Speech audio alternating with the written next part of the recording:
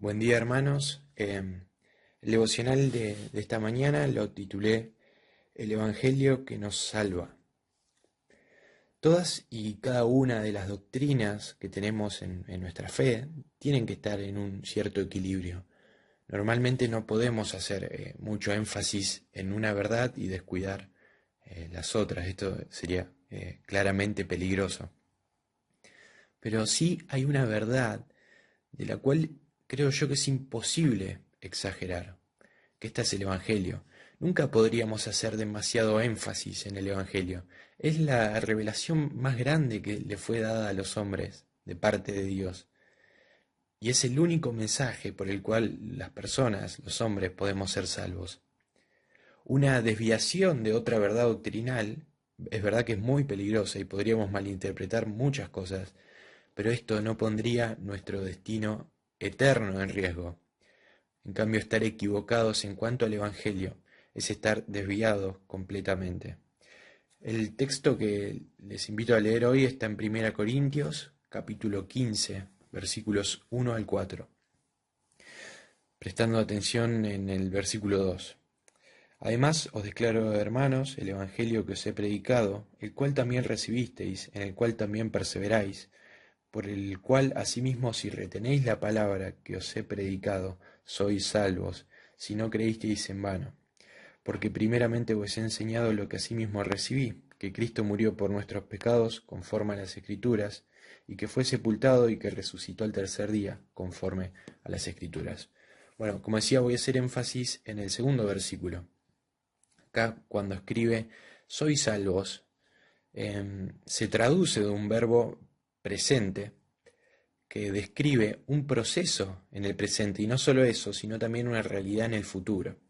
En muchas ocasiones escuchamos en la iglesia predicaciones que la salvación en las Escrituras está en tres tiempos: en pasado, en presente y en futuro. La salvación es en tres tiempos. Al ignorar alguno de estos tiempos de la salvación, desviaría ya nuestro punto de vista de la salvación ya como un todo. En el pasado, Dios salvó al creyente. En el momento de la conversión, cuando el cristiano creyó en el Evangelio de Dios y fue hecho justo, muchas veces lo encontramos en la Biblia como la justificación. En el presente, el creyente sigue siendo salvado del poder del pecado y de Satanás. Es un proceso gradual en el cual mientras vamos avanzando a lo largo de nuestra vida espiritual, vamos avanzando también en eso. Normalmente se lo nombra como la santificación progresiva, a través de pruebas, a través de tribulaciones, a través de la Biblia, a través del Espíritu Santo, de la bendición, a través de la disciplina. Dios nos está transformando a los creyentes. Y en el futuro, el creyente será salvo completamente y para siempre del poder y la presencia del pecado. Este estado, digamos, se lo conoce como la glorificación. Leemos y también cantamos muchas veces que aquel que comenzó la buena obra en nosotros la va a perfeccionar. En cuanto a esto, Romanos 8:28 al 30 habla un poco sobre esta glorificación. Dice el versículo 28, y sabemos que a los que aman a Dios todas las cosas le ayudan a bien, esto es, a los que conforme a su propósito son llamados, porque a los que antes conoció también los predestinó para que fuesen hechos conformes a la imagen de su Hijo, para que Él sea el primogénito entre muchos hermanos. Y a los que antes predestinó, a estos también llamó, y a los que llamó, a estos también justificó, y a los que justificó, a estos también glorificó. El apóstol Pablo nos anuncia que aquel que nos justificó también nos glorificó. Y ahora, ¿cuál es el punto de aplicación a nuestras vidas? ¿Qué pensamiento quiero que quede en nuestras cabezas cuando cerremos este mensaje de WhatsApp y ya vayamos a lo largo del día en el trajín? Hermanos, estamos viviendo en una época en donde las cosas vanas, las cosas temporales, tienen un lugar de importancia que no deberían tener, y menos en el pueblo de Dios. Muchas veces, y yo me incluyo, deseamos placeres momentáneos que no necesariamente estén mal, pero que no son dignos de esa importancia que le damos. Debemos aferrarnos a que la promesa más grande del Evangelio es la salvación. Todas las otras promesas y beneficios se opacan en que el Evangelio es poder de Dios para salvación y todo el que invoque el nombre del Señor va a ser salvo. La meta del creyente es la salvación de nuestras almas, dice 1 Pedro 1.9, si lo quieren buscar. Es el propósito de todo lo que hizo Cristo por su pueblo y debería ser nuestro anhelo y nuestro combustible diario. Dios no puede dar un regalo más grande y el creyente no puede tener mayor esperanza y motivación más grande que la salvación por medio del Evangelio de Cristo. Hermanos, viviremos en el cielo, en el lugar donde habita Dios mismo, el Dios que creó el universo, donde Él mismo habita en ese lugar, habitaremos nosotros junto con Él y estaremos cara a cara con Él. Cuando nos damos cuenta de lo que éramos antes de Cristo y lo que merecíamos en ese estado, se engrandece aún más el Evangelio a nuestros ojos. Éramos pecadores naturalmente y por obras, corruptos, llegando al punto de la depravación, sin ninguna clase de esperanza ante el juicio de Dios. Siempre recuerdo un ejemplo que dio un pastor muy conocido en respuesta a un joven que le había hecho una pregunta y le contestó que nuestro problema está en que no dimensionamos que el hombre es malo. Lo leemos, escuchamos, pero no dimensionamos. Y ponía el ejemplo de, si ustedes hermanos alguna vez vieron una película de superhéroes o, no sé, El Señor de los Anillos, en donde vemos a los buenos destrozar a los malos, yo creo que nadie nunca se puso a pensar, uy, pobrecito el villano, uy, pobrecito los orcos, cómo los destruyeron.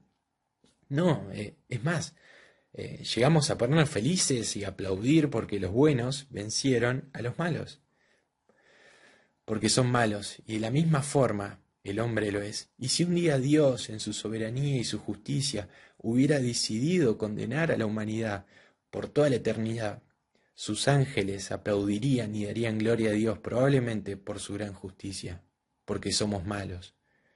Pero ahora la sangre del propio Hijo de Dios nos salva. Aunque éramos pecadores e impíos, ahora fuimos acercados. Eso lo dice en Efesios 2:13. Por Él y en Él tenemos perdón de pecados y la redención por su gracia. Fuimos hechos hijos de Dios. ¿Cuántas veces cantamos el himno que habla de ser de Dios los hijos caros en Jesús sublime don? Mirad cuán grande el amor que el Padre ha nos manifestado, que hijos de Dios seamos por siempre llamados. Y ahora yo me pregunto, ¿qué más podríamos desear? ¿Qué más podríamos necesitar? ¿No es el regalo de la salvación suficiente como para llenar nuestros corazones? Muchos predican un evangelio no solo de salvación, sino de sanidad, de una vida fácil, de riquezas, de honor. Y yo me pregunto, ¿qué son cualquiera de estas cosas comparadas con la salvación que venimos hablando y de conocer a Dios? Hermano, estamos pasando por tiempos muy difíciles.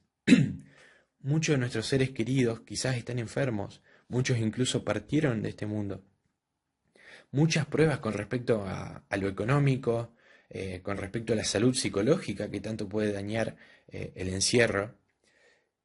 Y muchas veces viendo la situación con nuestros ojos terrenales, le reprochamos a Dios de alguna forma. ¿Por qué? Esto no es justo. Yo estaba viviendo una vida en tus caminos, yo tenía mis mejores intenciones y ahora yo recibo esto. Y ojalá Dios nos libre de este pensamiento. Él nos contesta claramente en la Biblia, mas antes, hombre, ¿quién eres tú para que alterques con Dios? Y también nos dice, no me es lícito hacer lo que me conviene con lo mío. Hermanos, si todas las personas que amamos en esta tierra algún día nos son arrebatadas, si todos los bienes materiales que tenemos, si nuestra salud se perjudica en el punto que se nos dificulte vivir, que difamen nuestro nombre, tanto el amigo como el enemigo, todavía podemos encontrar en el Evangelio toda la devoción para amarle, para alabarle y para servirle por esta única razón de que Él derramó su propia sangre por nuestra alma. Ahora en las palabras suena muy lindo, pero en obras es donde se nos complica. Hasta incluso como que me atemora decirlo por temor a la difícil prueba que esto puede conllevar.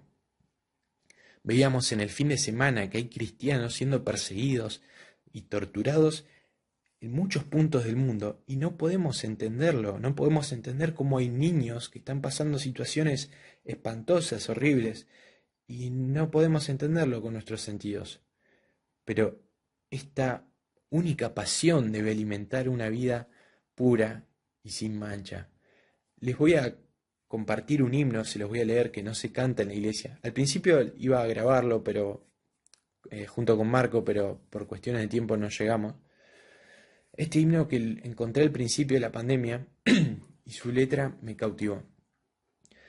Este himno habla sobre cómo Dios obra de maneras que no entendemos y que por más que insistamos no vamos a entender. Es el himno 462. Si tienen un himnario en sus casas, les voy a pedir que lo puedan leer también en algún momento del día. Dice: de maneras misteriosas suele Dios aún obrar, y así sus maravillas por los suyos efectuar. Él cabalga sobre nubes, y los vientos y tempestad son sus siervos enviados para hacer su voluntad. En abismos insondables, con destreza y gran saber, atesora sus designios, efectúa su querer. Alentaos, pues, medrosos o miedosos, estas negras nubes son de sus bendiciones llenas, traerán la salvación. No juzguéis por los sentidos los designios del Señor, si parece que las pruebas contradicen su amor. Descansad en sus promesas, en su gracia confiad, estas sombras son el manto con que envuelve su bondad. Sus propósitos perfectos a su tiempo cumplirá, y lo que ahora es amargo, dulce fruto llevará. La incredulidad es ciega, pues no mira más allá. A la fe Dios se revela, todo nos aclarará. Estamos en tiempos de pruebas. No entendemos cómo Dios puede hacer ciertas cosas y hasta nos cuesta aceptarlas. Pero debemos entender que no debemos juzgar con nuestra mente limitada los designios del Señor y que tenemos consuelo en que aún sin entender las situaciones, nada, pero absolutamente nada, ni los lujos que nos damos, ni la vida de un ser querido, ni nuestra economía, ni nuestra propia salud terrenal, nuestra propia vida, absolutamente nada se compara con el regalo inmenso del Evangelio. Y aún perdiéndolo todo, que Dios no lo permita, tendríamos todo deber de servirle y de adorarle por lo que Él hizo. Vamos a orar ya para terminar. Gracias, Padre, por la maravillosa obra de la salvación. Gracias porque aún siendo corruptos, tú viniste a este mundo a rescatarnos y por tu maravillosa gracia, Señor, fuimos salvados.